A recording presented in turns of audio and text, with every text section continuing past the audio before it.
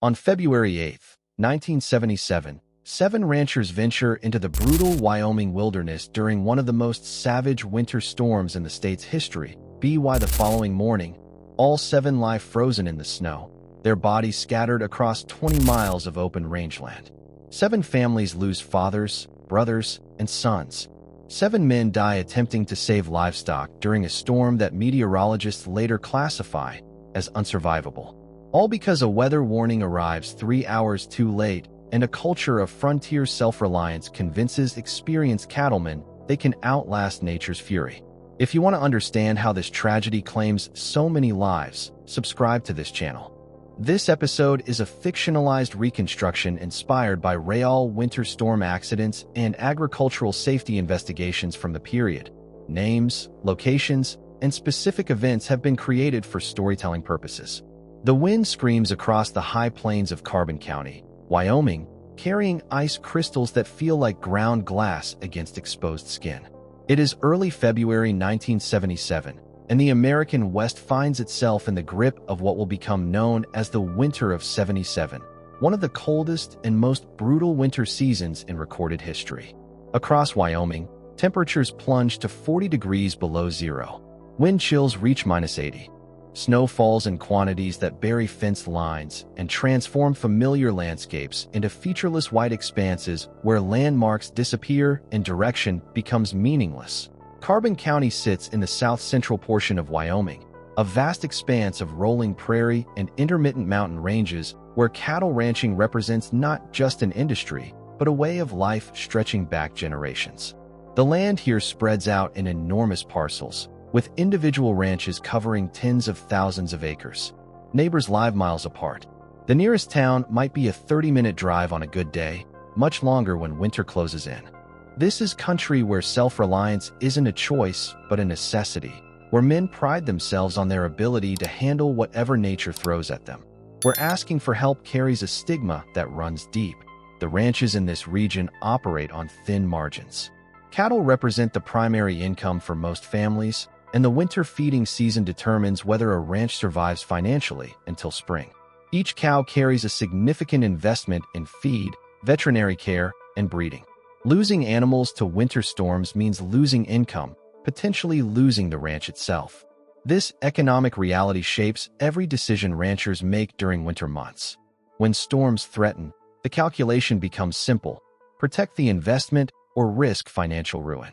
The town of Rawlins serves as the county seat, a community of about 10,000 people that exists primarily to support the ranching industry and the Union Pacific Railroad that cuts through the region. In February 1977, Rawlins still maintains the character of an Old West town, with wide streets designed for horse traffic, false-fronted buildings along the main commercial strip, and a culture where handshake deals carry more weight than written contracts. The coffee shops fill each morning with ranchers discussing weather, cattle prices, and the endless challenges of making a living from the land. The National Weather Service maintains a small office in Rawlins, staffed by 3 meteorologists who monitor conditions across a region the size of some eastern states. Their equipment in 1977 consists of basic radar, weather balloons launched twice daily, and telephone connections to other weather stations scattered across Wyoming. Satellite imagery exists, but remains primitive by later standards. Computer modeling of weather systems is in its infancy. Forecasters rely heavily on experience, pattern recognition, and information shared through a network of observers that includes ranchers, highway workers, and volunteer spotters. Weather in Wyoming during winter follows patterns that locals understand through generations of observation. Storms typically approach from the northwest, bringing heavy snow and wind. The wind represents the true killer. Wyoming sits at high elevation, with much of Carbon County above 7,000 feet. Air masses moving across this terrain accelerate through mountain passes and across open prairie, reaching velocities that turn falling snow into a horizontal assault. Visibility drops to zero. The wind chill factor, a concept just beginning to gain recognition in 1977, transforms merely cold temperatures into life-threatening conditions. The ranches affected by the February 8 storm spread across an area of approximately 300 square miles in the southeastern portion of Carbon County. The 3 Bar Ranch, owned by the Morrison family for 4 generations, covers 22,000 acres of deeded land, plus another 15,000 acres of leased federal grazing land. The Rocking M, operated by the Martinez family, encompasses 18,000 acres.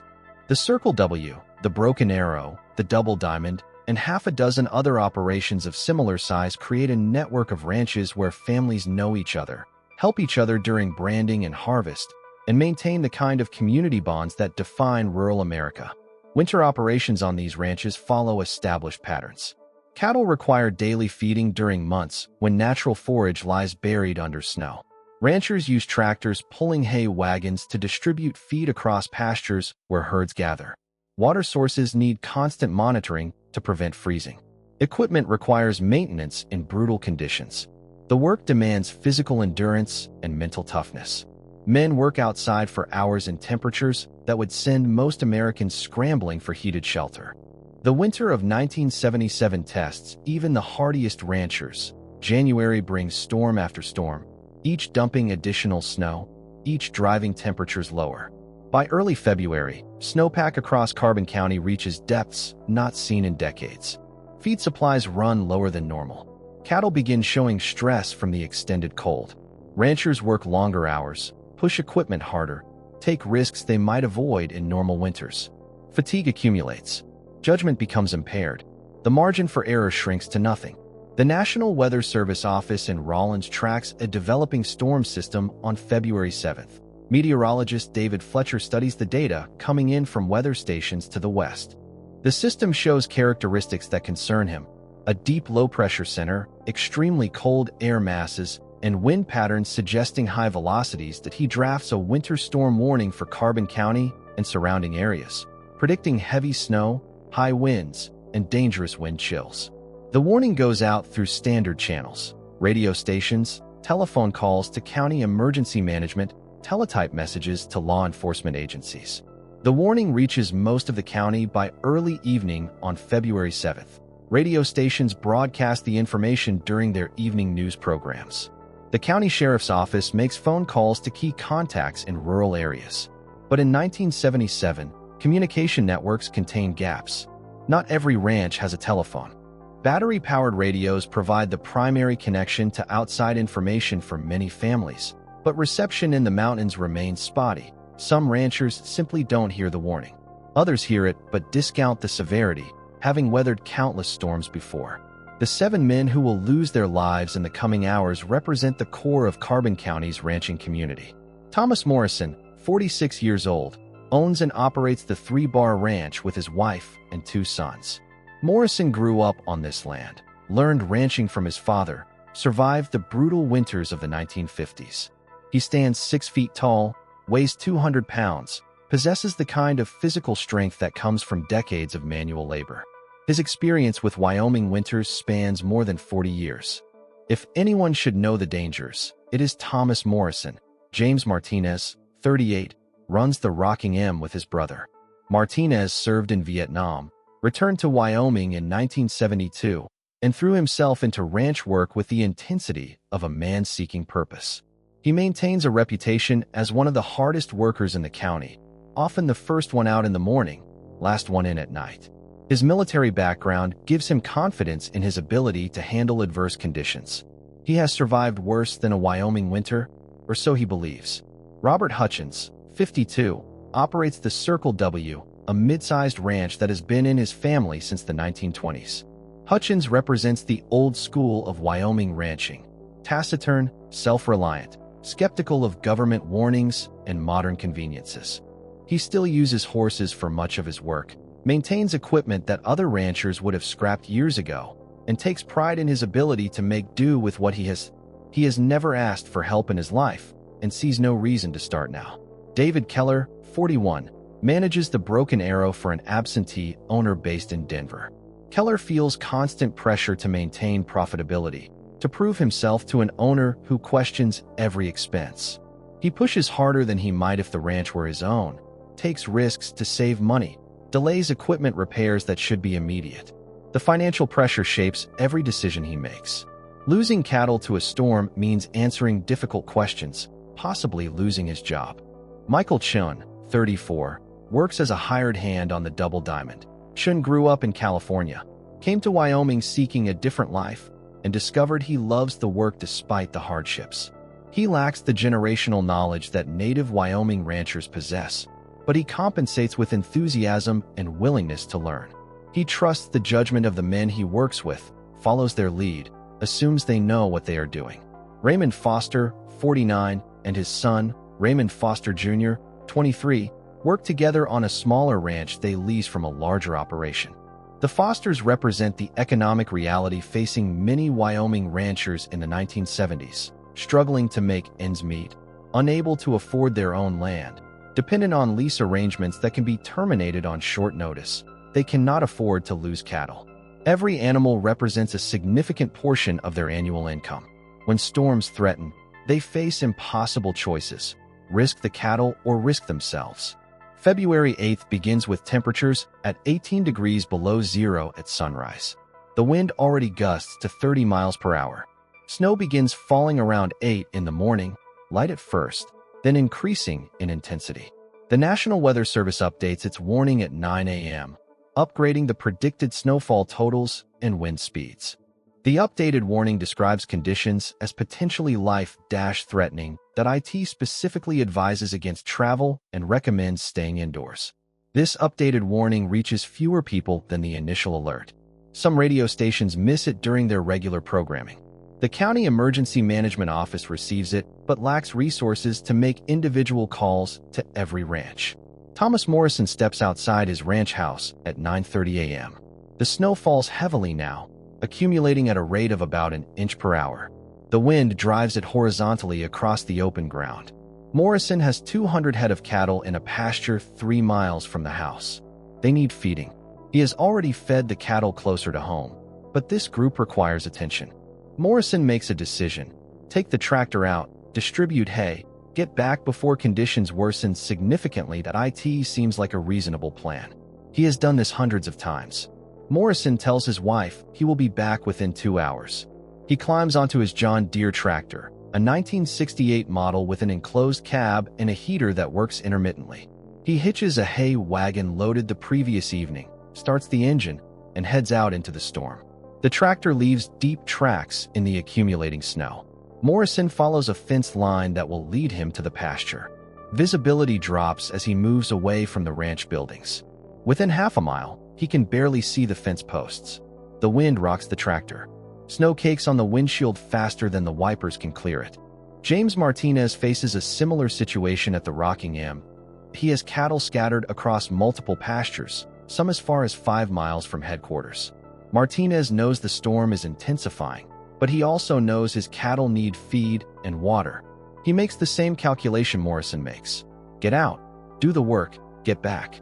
Martinez takes his pickup truck, a heavy-duty Ford with 4-wheel drive, and a bed full of hay bales. He tells his brother he is heading to the north pasture. His brother advises waiting, but Martinez insists. The cattle cannot wait. Martinez drives out at approximately 10 a.m.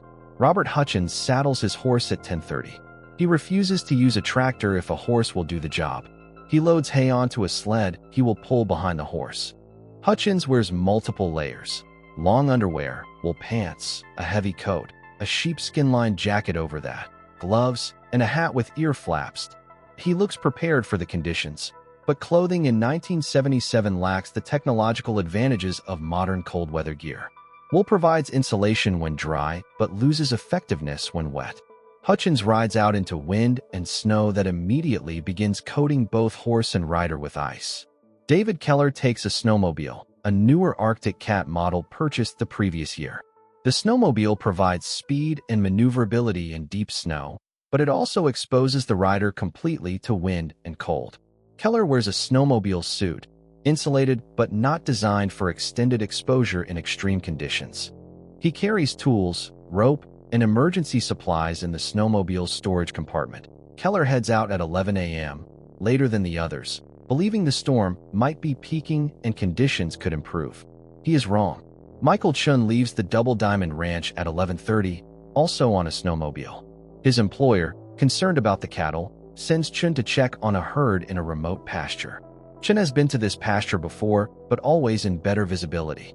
He memorizes landmarks, counts cattle guards, tries to maintain a mental map of the route. The snow and wind erase all landmarks within minutes. Chen finds himself navigating by instinct and hope. Raymond Foster and his son leave their ranch shortly after noon. They argue before leaving. The son wants to wait out the storm. Foster insists they cannot afford to lose cattle. They compromise by going together, father and son, in their older model pickup truck. The truck's heater works, but the defroster struggles to keep the windshield clear. They head toward a pasture 4 miles distant, driving slowly through snow that already covers the road. The storm intensifies throughout the late morning and early afternoon. Wind speeds increase to 50 miles per hour, with gusts reaching 70. The temperature drops to 30 below zero. The combination creates a wind chill of minus 80 degrees Fahrenheit, cold enough to cause frostbite on exposed skin in less than 5 minutes, cold enough to kill an unprotected human in less than 30 minutes. The snow falls so heavily that visibility drops to less than 10 feet. The world becomes a white void where sky and ground merge into indistinguishable whiteness. Thomas Morrison reaches his cattle and begins distributing hay. The work takes longer than expected. The tractor moves slowly through deepening snow. The cattle, stressed by the storm, scatter instead of gathering for feed. Morrison spends 45 minutes on a task that should take 20. When he finishes, he turns the tractor toward home. Within minutes, he realizes he cannot see the fence line he followed out.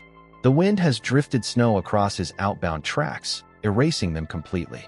Morrison knows the general direction of home, but in whiteout conditions, general direction means nothing. He drives slowly, trying to find landmarks, finding none. The tractor's heater stops working. Morrison does not know if the heater has failed mechanically or if the engine temperature has dropped so low in the extreme cold that the heater cannot function. Either way, the cab temperature begins dropping. Morrison wears heavy clothing, but he is not dressed for extended exposure without heat. He continues driving, searching for anything recognizable. The fuel gauge shows half a tank, enough for several hours of operation, but Morrison understands that if he cannot find his way home soon, fuel will become irrelevant. James Martinez reaches his cattle and discovers a water tank has frozen despite a stock tank heater. He spends 30 minutes trying to restore water flow, breaking ice, checking electrical connections that by the time he gives up and decides to return home. Visibility has deteriorated to near zero. Martinez drives slowly, following what he believes is the road. The truck's four-wheel drive provides traction, but traction means nothing when you cannot see where you are going.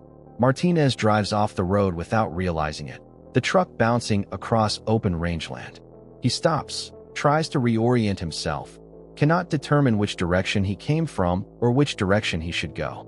Robert Hutchins and his horse struggle through the storm.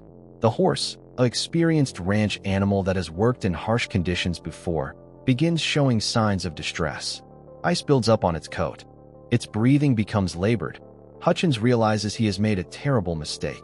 He should have used the tractor. He should have waited. He turns the horse toward home, but the horse, disoriented by the storm, moves in a circle. Hutchins does not realize they are not making progress homeward. The cold penetrates his layers of clothing. His hands, even inside gloves, begin to lose feeling. David Keller's snowmobile runs perfectly for the first 2 miles. Then the engine begins sputtering. Ice has formed in the fuel line, a common problem in extreme cold. The engine dies. Keller tries repeatedly to restart it, following the procedures he knows, but the snowmobile will not run. He is 3 miles from the ranch headquarters, alone, in a storm that shows no signs of abating. Keller makes a decision. Walk back 0.3 miles seems manageable. He has walked farther in worse weather, or so he tells himself. He begins walking into the wind, into the snow, into conditions that will prove fatal. Michael Chen realizes he is lost within 20 minutes of leaving the ranch. The snowmobile operates normally, but Chen has no idea which direction to travel. He stops, tries to think through his options. He knows the general layout of the ranch, knows that if he travels in any consistent direction, he should eventually reach a fence line or road. He chooses a direction and drives slowly, watching for any landmark. The snowmobile's fuel gauge shows 3/4 full. Chen believes he has time to find his way. He does not. Raymond Foster and his son reach their cattle and immediately recognize they have made a catastrophic error. The storm has become unsurvivable. They feed the cattle quickly and turn the truck toward home. The truck makes it less than a mile before high-centering on a snowdrift. The wheels spin uselessly. Foster tries to rock the truck free, but the truck only settles deeper. They are stuck 2 miles from home, in a storm that is killing them as they sit in the cab. The mechanisms that lead to death in extreme cold follow predictable physiological patterns. The human body maintains a core temperature of approximately 98.6 degrees Fahrenheit. When exposed to extreme cold, the body employs multiple strategies to maintain core temperature. Blood vessels in the extremities constrict, reducing blood flow to hands and feet to preserve warmth in vital organs. The body begins shivering, generating heat through muscle movement. Metabolism increases, burning calories to produce warmth. These protective mechanisms work effectively in moderate cold, but become overwhelmed in extreme conditions. At temperatures of -30 with wind chills of -80, the body loses heat faster than it can generate it. Core temperature begins dropping. When core temperature falls below 95 degrees, hypothermia begins. The body's systems start failing. Shivering stops, not because the person has warmed up, but because the muscles lack energy to continue. Mental function deteriorates. Judgment becomes impaired. Coordination fails. At core temperatures below 90 degrees, consciousness fades. Below 85 degrees, cardiac arrest becomes likely. Thomas Morrison realizes he is in serious trouble when he can no longer feel his feet. The tractor continues running, but without heat in the cab, the temperature inside differs little from the temperature outside. Morrison's body begins the shutdown process. He keeps driving, keeps searching for home, but his reaction's slow. His vision blurs. He does not realize when the tractor veers off course, when it stops moving forward, when the engine finally dies from lack of fuel. Morrison loses consciousness while still sitting in the tractor seat. His body temperature continues dropping. His heart continues beating, slower and slower, until it stops. Thomas Morrison passes away alone in his tractor, less than 2 miles from his ranch house, at approximately 4 p.m. on February 8, 1977. James Martinez makes a different choice when he realizes he cannot find his way home. He leaves the truck running for heat and waits, hoping the storm will break, hoping someone will find him. The truck has half a tank of fuel, enough for several hours. Martinez huddles in the cab, wrapped in a blanket he keeps behind the seat.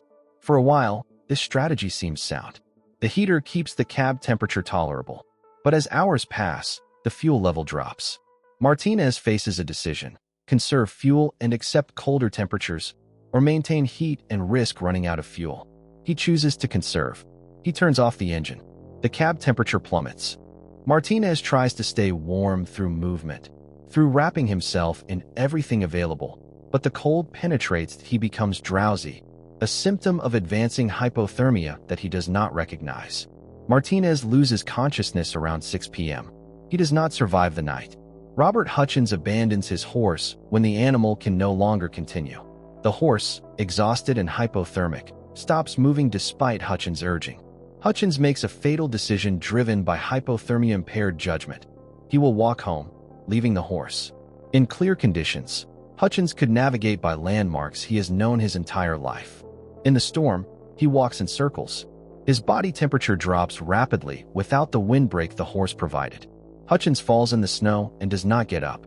He passes away from hypothermia approximately 3 miles from his ranch at roughly 5 p.m. David Keller makes it less than a mile on foot before his body fails. Walking into wind and snow at -30 degrees proves impossible. Keller's core temperature drops below the threshold where survival becomes possible. He becomes confused, a symptom of severe hypothermia. In his confusion, he removes his coat, a phenomenon called paradoxical undressing that occurs in late-stage hypothermia when the body's temperature regulation system fails completely. Keller collapses in the snow without his coat. He succumbs to hypothermia within minutes. His body is found 3 days later, partially buried in a snow drift. Michael Chin's snowmobile runs out of fuel at approximately 5:30 p.m. Chin has been driving in circles for hours, burning fuel without making progress towards safety. When the engine dies, Chin faces the same impossible choice others have faced: wait with the snowmobile or try to walk. Chin chooses to walk. He selects a direction he believes leads toward the ranch and begins walking. The cold defeats him quickly. Chun, the youngest of the 7 victims, passes away within an hour of leaving the snowmobile. His body lies less than a quarter-mile from a county road, invisible in the storm. Raymond Foster and his son remain with their truck longer than anyone else. The truck's fuel lasts until approximately 8 p.m. As long as the engine runs and the heater works, they have a chance. They discuss their options. The son wants to walk toward home. Foster, the more experienced of the two, knows walking in these conditions means death. They argue. They decide to stay with the truck. When the fuel runs out, they wrap themselves in everything available: blankets, tarps, extra clothing. They huddle together for warmth. It is not enough. Father and son lose consciousness sometime after midnight. They do not survive to see morning. Their bodies are found together in the truck cab, a tragic testament to the storm's power. The storm continues through the night of February 8th and into February 9th. Wind speeds remain above 40 miles per hour. Snow accumulation reaches 36 inches in some areas. The temperature stays below -25 degrees. Wind chills remain in the -70 to -80 range. Nothing moves on the rangeland. Cattle huddle together in whatever shelter they can find. Wildlife burrows deep into dens. The landscape becomes a frozen wasteland. Dawn on February 9th brings no improvement. The storm continues, though with slightly less intensity. Families across Carbon County realize their men have not returned. Wives call neighbors. Neighbors call the sheriff's office. The sheriff's office begins coordinating search efforts, but the storm makes immediate searches impossible. Deputies cannot reach many areas. Visibility remains too poor for aerial searches. The community waits, hopes, and fears the worst. The storm finally breaks on the afternoon of February 9th. Wind speeds drop below 20 miles per hour. Snow stops falling. Visibility improves enough to begin search operations. The county sheriff organizes search teams composed of ranchers, deputies, and volunteers. Teams on snowmobiles and in four-wheel drive trucks spread across the county, searching for the missing men. They find Thomas Morrison's tractor first, the cab buried in drifted snow. Morrison's body sits frozen in the driver's seat. Searchers find James Martinez's truck next, Martinez frozen in the cab. The searches continue through February 10th and 11th. One by one, the bodies are located. Robert Hutchins lies in the snow 3 miles from home. David Keller's body, partially undressed, is found near his snowmobile. Michael Chin's body lies in open rangeland. Raymond Foster and his son are found together in their truck.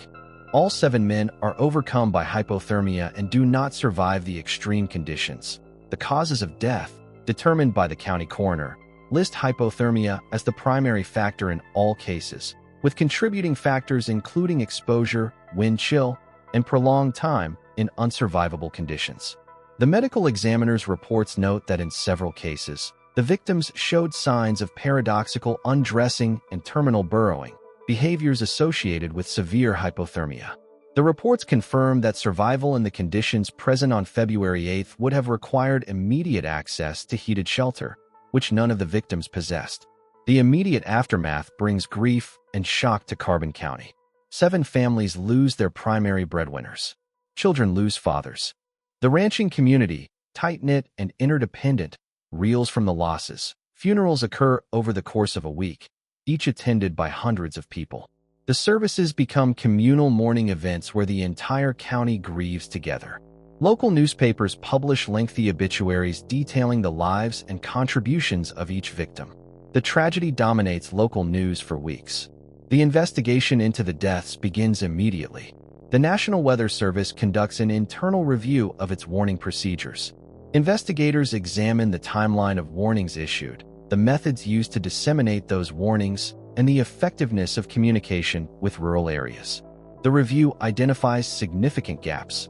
The updated warning issued on the morning of February 8th, the warning that described conditions as life-threatening, reached only a fraction of the intended audience. Rural areas with limited telephone service and spotty radio reception simply did not receive the information that might have convinced the 7 men to stay home.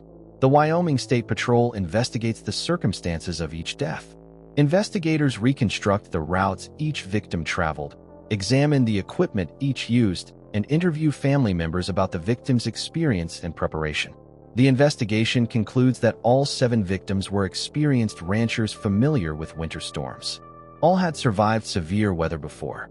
None acted recklessly or with disregard for safety. They made decisions based on decades of experience, decisions that proved fatal because the February 8th storm exceeded all normal parameters. Technical analysis of the storm reveals unprecedented characteristics. The combination of extreme cold, high winds, and heavy snowfall created a perfect storm scenario rarely seen, even in Wyoming. Meteorologists studying the event note that the storm developed more rapidly than predicted, intensified beyond forecast parameters, and produced wind chills that reached the limits of survivability.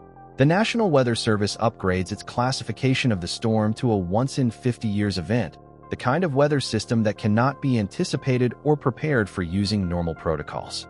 Expert testimony during the investigation emphasizes the speed at which hypothermia develops in extreme wind chills. Medical experts explain that at wind chills of -80 degrees, exposed skin freezes in less than 5 minutes. Core body temperature begins dropping immediately, even in clothed individuals. Survival time for someone stranded without heat in such conditions ranges from 30 minutes to 2 hours, depending on clothing, body mass, physical condition, and activity level. The 7 victims, despite their experience and preparation, simply could not survive long enough to reach safety once they became lost or stranded. The investigation examines whether better equipment might have prevented the deaths. Investigators note that in 1977, GPS navigation does not exist. CB radios provide some communication capability, but range is limited and many ranches lack CB equipment. Emergency locator beacons, common in aviation, are not used in agricultural settings. The victims relied on the same navigation methods Wyoming ranchers had used for a century: landmarks, fence lines, and intimate knowledge of their land. In whiteout conditions, these methods fail completely. Investigators also examine the cultural factors that contributed to the tragedy. Wyoming ranching culture emphasizes self-reliance, toughness, and the ability to handle adversity without help. Admitting you cannot handle conditions, asking for assistance, or choosing not to work because of weather carries stigma. The 7 victims grew up in this culture, internalized its values, and made decisions consistent with those values. The investigation does not criticize this culture directly, but notes that it may have influenced the victims to underestimate the storm's severity. The question of whether the deaths could have been prevented generates extensive discussion. Investigators conclude that better warning dissemination might have kept some victims home, but acknowledge that economic pressures would have driven others out regardless of warnings. Improved communication equipment might have allowed victims to call for help once they became lost, but probably could not have resulted in rescue given the storm's severity. Better cold weather gear might have extended survival time, but could not have overcome the fundamental problem. 7 men became lost or stranded in conditions that made survival impossible without immediate rescue. Legal proceedings following the deaths remain limited. No criminal charges are filed. No one acted with criminal negligence or reckless disregard for safety. The victims made tragic decisions, but not criminal ones. Civil litigation occurs in 2 cases where families file wrongful death suits against employers, arguing that economic pressure to protect livestock created unsafe working conditions. Both cases settle out of court for undisclosed amounts. The settlements include no admission of liability, but provide financial support to families who lost their primary income sources. Regulatory changes begin at the state level. The Wyoming Department of Agriculture, working with ranching organizations, develops new guidelines for winter storm safety. The guidelines recommend that ranchers avoid travel during severe weather warnings, maintain emergency supplies in vehicles and equipment, and establish check-in protocols with family members. The guidelines stop short of mandatory requirements, recognizing that enforcement on private property would be impractical, but they represent a shift toward acknowledging that some weather conditions require suspending normal operations. The National Weather Service implements changes to its warning procedures. The agency establishes a tiered warning system that distinguishes between typical winter storms and extreme events. The highest tier, used for storms like the February 8th event, triggers enhanced dissemination procedures, including direct phone calls to emergency management offices and requests for emergency broadcast system activation. The Weather Service also begins working with rural telephone cooperatives to improve warning distribution to areas with limited communication infrastructure. Technology improvements accelerate in response to the tragedy. The Wyoming Highway Patrol begins equipping patrol vehicles with better cold weather survival gear and enhanced communication equipment. Some ranching organizations begin experimenting with CB radio networks that allow ranchers to maintain contact during storms. Equipment manufacturers develop better, enclosed tractor cabs with more reliable heating systems. Snowmobile manufacturers improve cold weather performance and add emergency features. The long-term impact on Carbon County's ranching community proves profound. Ranchers become more willing to suspend operations during severe weather. The cultural stigma around choosing safety over work begins to diminish. Families establish stricter protocols for winter work. No one works alone. Everyone carries emergency supplies, and check-in times are mandatory. These changes do not eliminate risk, but they reduce it. In the decades following 1977, Carbon County experiences no similar mass casualty events during winter storms. The families of the 7 victims receive support from the community, but face enormous challenges. Life insurance provides some financial cushion, but ranching income disappears with the loss of the primary worker. Several families sell their ranches, unable to continue operations. Others bring in relatives or hire managers to keep ranches operating. The economic impact extends beyond the immediate families, affecting suppliers, employees, and the broader community that depended on these ranches. Memorials to the 7 victims appear across Carbon County. A plaque in the county courthouse lists their names and commemorates their sacrifice. Individual ranches maintain private memorials. The local historical society creates an exhibit about the 1977 storm, documenting the deaths and the lessons learned. Schools incorporate the tragedy into local history curricula, ensuring that future generations understand the risks of winter storms and the importance of safety over economic concerns. The meteorological community studies the February 8, 1977 storm extensively. Research papers analyze the storm's development, intensity, and impacts. The storm becomes a benchmark case study in extreme weather events. Meteorologists use data from the storm to improve forecasting models and to better understand the conditions that produce life-threatening weather. The 7 deaths contribute to scientific knowledge that helps prevent future tragedies. The broader agricultural community learns from Carbon County's losses. Farming and ranching organizations across the Mountain West incorporate winter storm safety into training programs. Agricultural extension services develop educational materials about cold weather hazards. The message spreads: no livestock is worth a human life. No economic pressure justifies risking death, and some conditions require simply staying inside and waiting for improvement. The psychological impact on survivors, particularly family members who advised the victims not to go out or who argued with them before they left, proves lasting. Guilt affects many. The question of whether they could have done more to prevent the deaths haunts some for years. Mental health support, limited in rural Wyoming in 1977, gradually improves.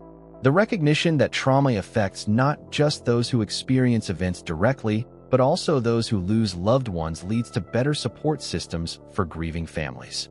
The 7 deaths change how Wyoming approaches winter storm response at the state level.